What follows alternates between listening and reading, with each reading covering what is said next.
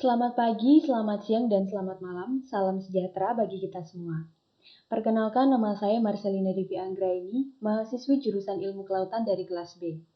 Video kali ini adalah merupakan laporan praktikum hidrodinamika dengan materi gelombang. Nah, langsung saja kita memasuki materi. Apa sih itu gelombang? Kita perlu tahu definisi dari gelombang itu sendiri.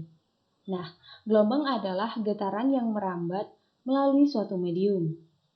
Sedangkan gelombang laut menurut Kurniawan et al. Tahun 2011 adalah pergerakan naik dan turunnya air dengan arah tegak lurus permukaan air laut. Pada gelombang laut, terjadi perpindahan energi yang ditandai dengan adanya fenomena naik turunnya air laut dengan panjang dan gelombang tertentu yang digambarkan dengan grafik sinusoidal yang mempunyai titik puncak dan juga lembah. Faktor penyebab terjadinya gelombang. Yang pertama itu ada tekanan atau tegangan atmosfer, yaitu berupa hembusan angin. Kedua, gempa bumi yang mengakibatkan terjadinya tsunami. Nah, tsunami ini dapat dikatakan sebagai gelombang kecil atau minor. Kemudian gaya gravitasi benda-benda langit, contohnya adalah matahari dan juga bulan, ini menyebabkan pasang surut air laut. Kemudian geometri laut atau topografi atau profil laut dan bentuk pantai. Dan juga yang terakhir, gelombang disebabkan oleh pergerakan kapal. Nah, berikut ini faktor penyebab gelombang yang pertama adalah angin. Menurut Bakhtiar dan Wahyu di tahun 2018, angin merupakan suatu aliran udara yang terjadi karena adanya perbedaan tekanan udara. Angin bergerak dari tempat yang bertekanan tinggi ke tempat yang memiliki tekanan udara yang lebih rendah. Angin yang bertiup di atas permukaan air laut menimbulkan gelombang dan membawa suatu kecepatan yang mempunyai energi. Berikut ini adalah faktor yang mempengaruhi terjadinya wind waves atau gelombang laut yang diakibatkan oleh angin.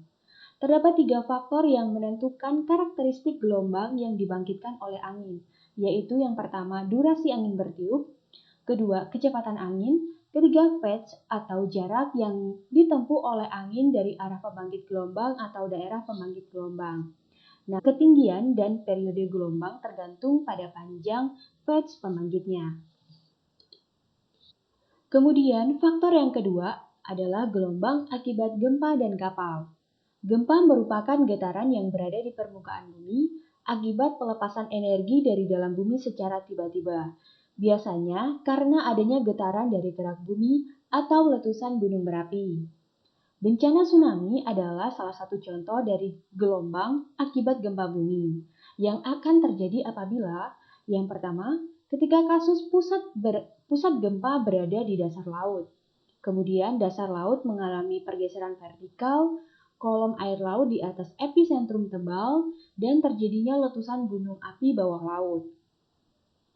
Kemudian, gerakan kapal atau ship moving dapat menyebabkan gelombang yang biasanya tidak terlalu besar. Kapal selalu memperoleh gaya eksternal yang mengakibatkan kapal bergerak. Nah, berikut ini adalah contoh dari gelombang tsunami yang diakibatkan oleh pergeseran lempeng tektonik permukaan bumi yang terjadi di bawah laut. Nah, ini merupakan akibat daripada tsunami di mana kapal tersebut bisa berada di daratan. Kemudian deformasi gelombang. Menurut Dewi et al. Tahun 2017, deformasi gelombang adalah perubahan karakteristik gelombang seperti tinggi, periode, panjang, arah, dan lainnya sebagai akibat pengaruh terhadap perubahan kedalaman dasar laut, kemiringan dasar laut yang tidak sejajar dengan arah datangnya gelombang, dan lainnya. Kemudian deformasi gelombang yang sering dihadapi adalah gelombang pecah, shoaling, difraksi, refraksi, dan juga refleksi gelombang. Nah, berikut ini adalah gambaran dari deformasi gelombang, di mana terjadi seperti perubahan terhadap panjang gelombang itu yang menuju ke arah bibir pantai. Nah, berikut ini adalah gelombang pecah yang termasuk ke dalam deformasi gelombang tadi. Gelombang pecah biasanya terjadi apabila gelombang dengan kemiringan kecil menuju ke pantai yang datar atau kemiringan kecil. Gelombang pecah dikategorikan menjadi 4 jenis, yaitu spilling, seperti pada gambar plunging, surging, dan juga collapsing. Untuk spilling atau spilling breaker itu terjadi apabila gelombang menjalar di pantai dengan dasar yang landai. Kemudian gelombang jenis ini, puncak gelombang yang tidak stabil turun sebagai white water atau gelembung dan buih-buih. Nah, seperti terlihat pada gambar di sini ada buih-buih putih. Nah, ini disebut juga dengan white water. Kemudian plunging breaker itu terjadi apabila gelombang menjalar di pantai yang miring. Dan selanjutnya surging atau surging breaker seperti ini terjadi pada lereng pantai yang sangat curam. Pada pecahan jenis ini puncak gelombang naik seperti akan menghujam ke depan. Tetapi kemudian dasar gelombang naik ke atas permukaan pantai sehingga gelombang jatuh dan menghilang. Kemudian yang terakhir ini adalah tipe gelombang pemecah yaitu collapsing breaker. Pecahan jenis ini adalah bentuk perpaduan antara gelombang pecah tipe plunging dan juga gelombang pecah tipe surging. Berikutnya adalah shoaling. Shoaling merupakan perubahan pada tinggi gelombang dan panjang gelombang karena terjadi perubahan kedalaman dari yang dalam sampai ke yang dangkal. Nah, berikut ini dapat dilihat pada gambar, yaitu terjadi perubahan dari arah perairan yang dalam menuju ke bibir pantai yang dangkal. Nah, ini disebut dengan shoaling. Selanjutnya, pelenturan atau difraksi. Menurut Zikru Rianti tahun 2014, pola difraksi bisa diamati bila suatu gelombang melewati suatu tanjung atau ujung sebuah tanggul buatan. Maka gelombang akan mengalami pemanjangan puncak secara melengkung ke arah sisi belakang tanjung atau tanggul tersebut. Nah, dapat dilihat pada gambar bahwa jika terdapat celah pada suatu yang membatasi dua perairan, maka gelombang tersebut akan mengalami pelenturan, seperti pada terlihat di gambar ini.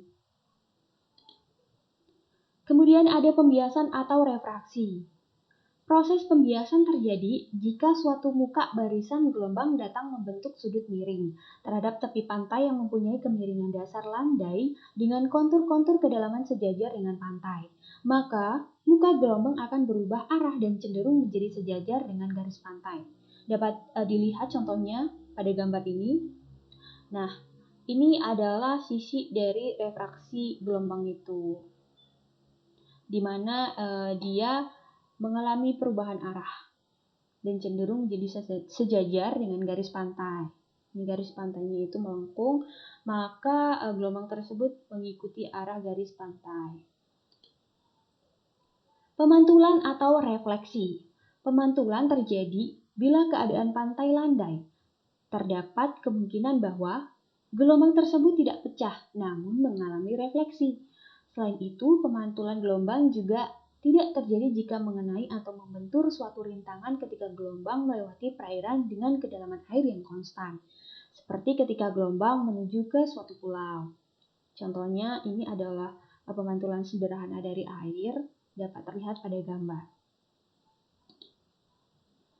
Nah, berikutnya adalah jenis-jenis gelombang.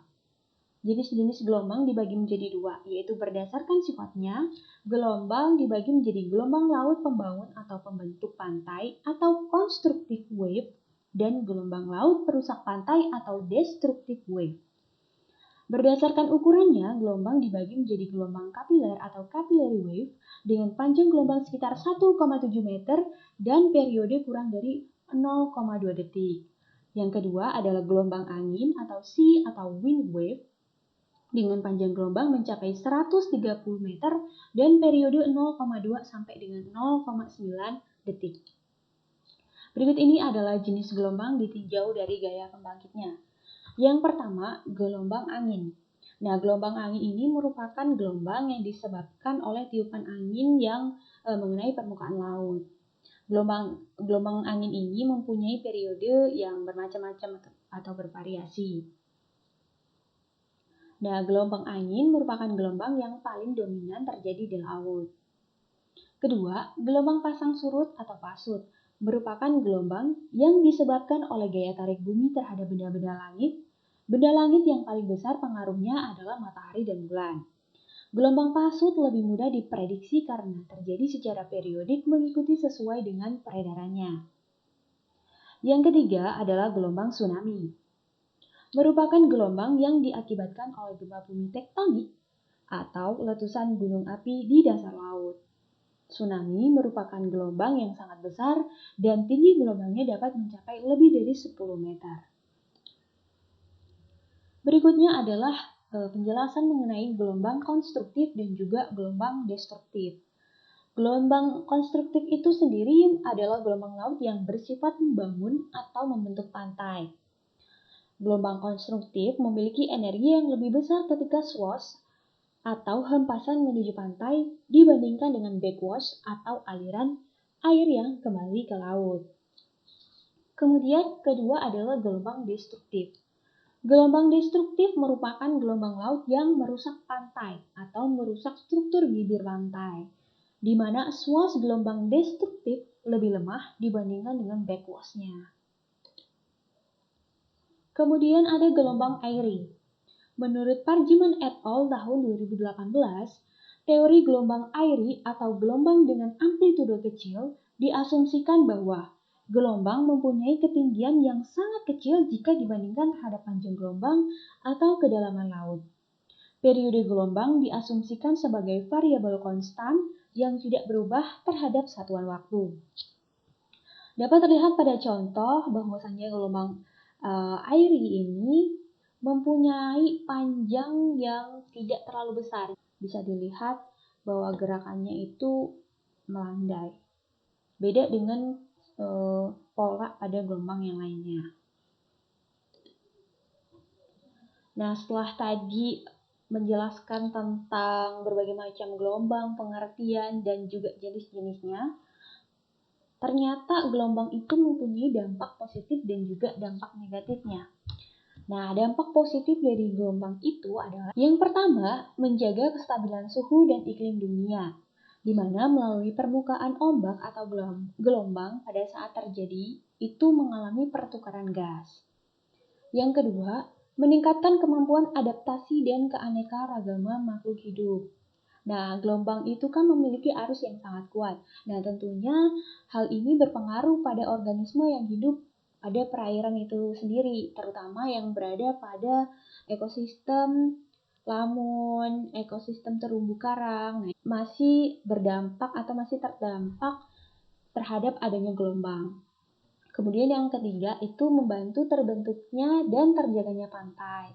Nah, ketika gelombang itu terjadi, otomatis gelombang itu akan membangun pola atau bibir pantai. Jadi keberadaan pantai itu masih terjaga oleh adanya gelombang karena sedimen-sedimen yang terbawa ataupun diangkut oleh ombak itu dapat membangun bibir pantai. Kemudian menambah luasan permukaan laut dalam menangkap oksigen. Kemudian yang terakhir adalah dapat menjadi penentu alur pelayaran.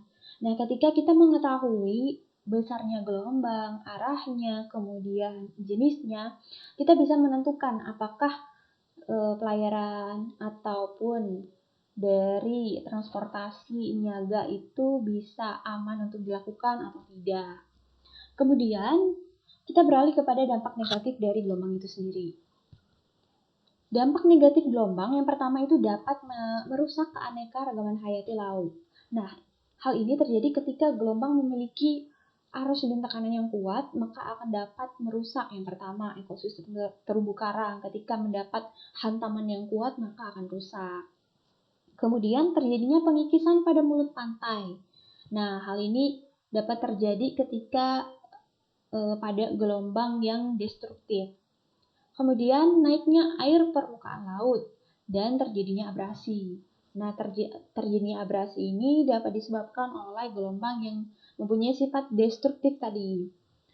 Kemudian lebar pantai mengalami penyusutan. Nah, penyusutan ini terjadi karena adanya abrasi yang disebabkan oleh gelombang tadi. Selanjutnya adalah pemukiman penduduk dan tambak di sekitar pantai menjadi rusak karena abrasi. Kemudian rusaknya hutan bakau di sepanjang pantai karena gempuran ombak yang keras. Kemudian yang terakhir adalah hilangnya habitat ikan pada hutan bakau. Kenapa hal ini bisa terjadi? Yang pertama, tadi akibat adanya abrasi. Kemudian tadi akibat adanya rusaknya hutan bakau di sepanjang pantai karena gempuran ombak yang sangat keras. Nah, hal ini mengakibatkan bahwasannya hutan bakau itu adalah sebagai habitat atau ekologi daripada ikan-ikan atau organisme yang hidup di dalamnya. Nah, jika habitatnya rusak, maka otomatis organisme yang hidup di dalamnya itu akan musnah, bisa juga mati, atau bisa juga beralih ke tempat lain. Berikut ini adalah kesimpulan dari materi gelombang. Yang pertama, gelombang pada umumnya banyak terjadi disebabkan oleh angin. Dua, gelombang minor merupakan gelombang yang disebabkan oleh gempa bumi atau tsunami. 3. Banyak dampak positif dari adanya gelombang. Salah satunya adalah bagi kelangsungan hidup organisme di laut. 4. Kita patut dan mawas terhadap adanya gelombang di laut. Selain berdampak baik, gelombang juga banyak merugikan. 5. Gelombang laut mempunyai potensi besar sebagai energi terbarukan sebagai pembangkit listrik dengan turbin. Berikut ini adalah sumber-sumber yang saya gunakan pada laporan ini. Dapat terlihat pada daftar pustaka. Baiklah, sekian penjelasan materi tentang gelombang dari saya. Saya mohon maaf bila terdapat banyak kesalahan dan kekurangan dalam pembuatan video ini. Saya mohon kritik dan saran dari kakak abang sekalian. Terima kasih dan selamat pagi, selamat siang, dan selamat malam bagi kita semua.